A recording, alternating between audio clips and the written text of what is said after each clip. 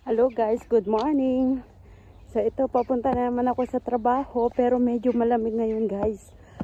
0 degrees, 3 degrees kami ngayon. Kaya ito, meron na akong bonnet.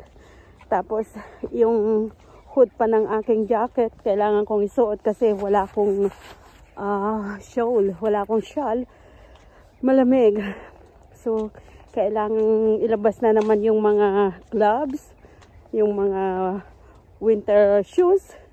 Pero hindi pa ako handa ngayong winter. Pero ngayon ay may part na ng Germany na nag-i-snow na. At meron na ring part ng Europe na meron silang minus 15 degrees ngayon.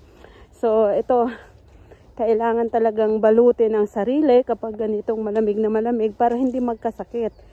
Kasi pag ganitong sobrang lamig, nandyan yung tinatrangkasong mga tao, tapos ang COVID, nandyan pa rin.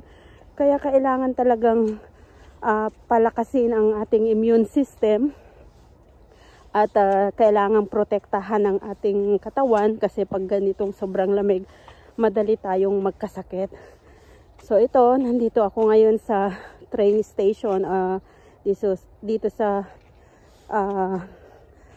stop para mag-antay ng train na sasakyan ko. So, ayan lang muna.